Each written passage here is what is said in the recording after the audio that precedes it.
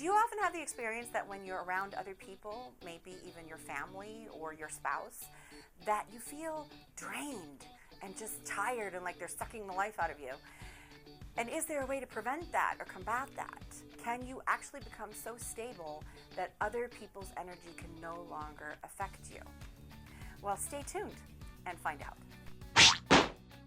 Hey, my happy shiny puppies in training. This is Melody Fletcher, author of Deliberate Receiving. Finally, the universe makes some freaking sense. And today I have a burning question from Awesome Dudette, who wants to know. By happenstance, I found an early blog post of yours about your realization that it was only exhausting or annoying to be around other people if you were expending energy keeping up a mask. It really rang a bell for me. As I've been reading your blog and book and listening to your calls, I've noticed that I get more shaken up, exhausted, or feeling physically, emotionally bad from being around other people when I don't really want to be. At least that's how I interpret it now. Anyway, I'm hoping that you might be willing to do an update on that post with things you've learned since then. It's hard for me to understand what it would mean to be authentic and mask dropping around others. I don't really see the masks I have up in certain situations, like with my spouse, but I'm sure I do, and that's what's causing feelings of wanting to hermit it up. Anyway, as I understand what you're teaching, it feels like being real with yourself about where you are is a major element of feeling more aligned. I would love a post on how to stay authentic with others so you can be with others and still feel good instead of retreating. Hope that makes sense. Well, Awesome Dudette, it makes perfect sense, but you've given, as is so often the case, you've given the answer in your question, so let me point it out to you, yeah? The key here is, why are you forcing yourself to spend time with people when you don't want to? That's the mask you're wearing. So the blog post that you're referring to, and I'm happy to link to it below, is one that I wrote, I think in 2011, so it's been like 5 years since I wrote it. So the concept hasn't really been updated much, but my language has updated. So let me give you the new language on this. The mask that you're wearing when you're with other people is the one that says how they feel, or my obligation to them, or insert reason for keeping yourself in the room when you don't want to be, is more important than how I feel. And so nowadays, I would probably talk less about masks and I would talk more about boundaries and honoring yourself, yeah?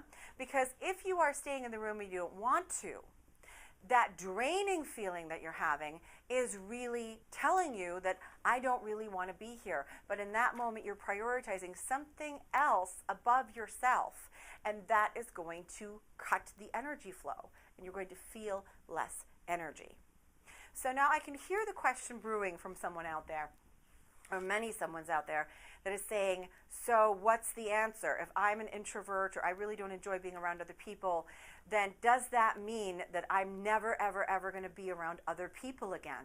Does that mean that I have to become a total hermit and I'm just going to be in my little cave and I'm going to be a total loner and I'm never going to be able to have a relationship? No, of course not. Because here's the thing. Not all people are the same. Not all people have the same vibration. Yeah? So sometimes certain people are going to be a match to you and sometimes not. Or I'm going to say a match to how you want to feel, a match to your high vibration. Yeah? And sometimes not. Certain people are never going to be a match to that. Other people are going to be a match to that a lot of the time. Yeah? So instead of thinking of people as one entity that you either want to engage with or not, understand that there's a big differentiation between certain people and other people. Yeah? So some people might be a lot more draining to you than others. So when I work with an introvert, for example, without fail, one of the things that we uncover first is that they don't actually have any problem being around people when those people are fun for them to be around. They have a problem. They feel like an introvert. Yeah, all those introverted symptoms come up when they're forcing themselves to be around people that they don't want to be around or don't want to be around in that moment. Now, it's kind of easy to see when you're forcing yourself to be around your stupid colleagues whom you don't really like at all, and they're all really negative, and they're all, let's insert whatever negative adjectives you want there. Yeah? It's a little bit more subtle when you're talking about somebody that you actually love, like your spouse or your children or your family or your best friend. How do you say no to spending time with them? Shouldn't you have to spend, shouldn't you want to spend every waking moment that you can with them because you love them? No, that's a limiting belief. That is a limiting belief, that just because you love somebody, you have to behave in a certain way. You have to spend time with them all the time. And if you don't want to sometimes, there's something wrong with you. That's just a cockamamie limiting belief. What if it's totally okay to sometimes say, hey, I love you, but right now I would rather be by myself? And what if you can attract a version of your partner who's totally okay with that? You see, I don't consider myself an extrovert. I know that seems strange to many of you, because you're thinking, here you are yelling into the camera, Melody, how are you not an extrovert? Waving your arms about, but how are you not an extrovert? I'm actually an omnivert, meaning that sometimes I'm an extrovert, sometimes I'm an introvert. Yeah, sometimes I retreat into my bubble and I don't want to have anything to do with other people. Yeah, sometimes I am the life of the party and I enjoy nothing more than being in a big crowd of people or being on the stage. I have all kinds of aspects to me, and so do you. And it's okay to honor all the aspects, which means that sometimes you want to be around people and sometimes you don't.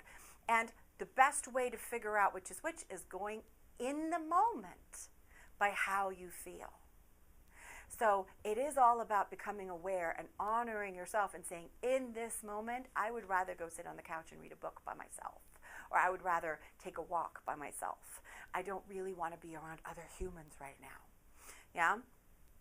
And the degree to which you give yourself permission to do that is the degree to which these kind of situations are going to gravitate right out of your reality.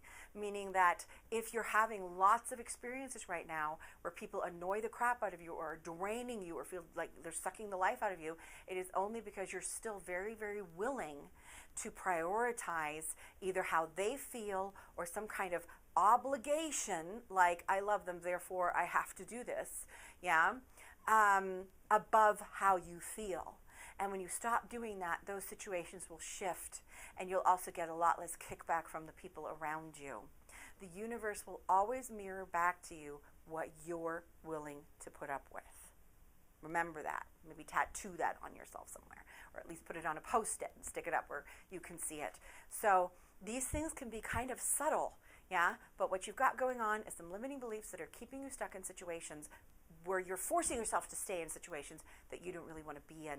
And then, of course, that's draining, because it's resisting the energy of your joy, resisting the flow of energy of who you really are, and therefore you're going to feel a dip in your energy. So I hope that made sense and answered your question. If you're watching this video anywhere except for on my site, then please come and join us at deliberatereceiving.com and join the conversation in the comment section there. Ask your own question. If you'd like to have a question answered in a video like this, then you can submit it there as well. And you can join the Happy Shiny Puppy Army, my tribe of powerful, amazing creators who cannot wait to meet you. For this week, this has been Melody Fletcher, author of Deliberate Receiving. Finally, the universe makes some freaking sense, which if you haven't read it yet, then go check it out. This has been this week's Q&A, and I will see you next week. Bye.